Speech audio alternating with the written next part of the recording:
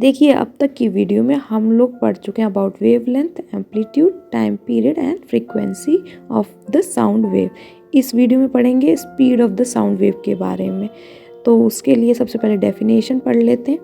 वो क्या है? The speed of sound is defined as the distance which points on a wave such as compression और a refraction travels per unit time.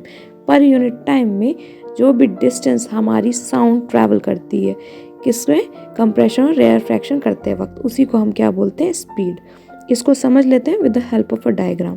तो हम diagram बना लेते हैं। चलिए हम अपनी वेव बना लेते हैं। इसमें ये जो अपर पोर्शन है हाई डेंसिटी हाई प्रेशर को शो करता है, जो कहलाता है कंप्रेशन, और नीचे वाला portion low density low pressure को रिप्रेजेंट करता है, जो कहलाता है रेफ्रैक्शन। अब हमने डेफिनेशन पढ़ी है वेवलेंथ की। उसमें हमने क्या पढ़ा था कि जो कंसेक्यूटिव कंप्रेशन और रेफ्रैक्शन होते हैं, वो जितना डिस्टेंस कवर करते हैं वो किसके बराबर होता है? आपका वेवलेंथ के बराबर होता है। तो इस डायग्राम में अगर हम देखें तो क्या करते हैं? वेवलेंथ देख लेते हैं कि कहाँ वेवलेंथ मिलेगा हमें। तो देखिए ये इस पॉइंट से इस पॉइंट तक जो डिस्टेंस कवर किया है, ये कंप्रेशन और रेफ्रैक्शन को मिलाकर है। यही क्या है? आपका वेवलेंथ। अब ये जो डिस्टेंस हमने कवर किया है हमारी वेव ने, इसमें ये एक ही ऑसिलेशन कर रही है, और हमें पता है एक ऑसिलेशन जब करती है हमारी वेव तो जो टाइम लगता है इसको कवर करने में, उस टाइम को हम क्या बोलते हैं? Time period. तो यानी कि इस डिस्टेंस पर जो टाइम लगा हमारी वेव को, वो क्या है? Time period. अगर मैं अब आपको सिंपली पूछूं स्पीड क्या होता है, तो आप लोग क्या कहेंगे? स्पीड क्या होता है? Speed is equal to distance upon time. तो वही हमने लिख लिया। अब यहाँ पर डिस्टेंस है हमारा वेवलेंथ, टाइम है हमारा टाइम पीरियड। अगर इसको मैं इस इक्वेशन में पुट कर दूं तो स्पीड हमें मिल जाएगी किसके बराबर? देखिए, वेवलेंथ अपॉन टाइम पीरियड के बराबर।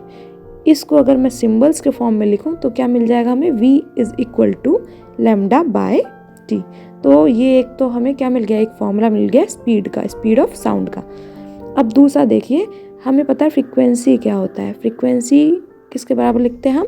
New is equal to 1/t। अब ये जो वैल्यू है इसको हम स्पीड के फॉर्मूले में पुट करेंगे तो एक और स्पीड की इक्वेशन मिल जाएगी। तो देखिए अभी मैं v is equal to lambda multiply 1/t लिख देती हूँ ताकि इजीली समझ में आ जाए। ठीक है, अब देखिए ये किसके बराबर हो जाएगा? लैम्डा मल्टीप्लाई 1/t किसके बराबर था? न्यू के बराबर। तो स्पीड यानी कि v किसके बराबर हमें मिल गया? Lambda multiply new. तो ये जो है हमारे पास एक और इक्वेशन मिल गई किसकी? स्पीड की। तो स्पीड क्या हो गया? Wavelength multiply frequency. एक और फॉर्मूला जो इससे पहले पढ़ा था वो क्या था? Speed is equal to wavelength divided by time period.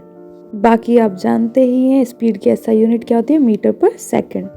That's all for today. See you in the next video.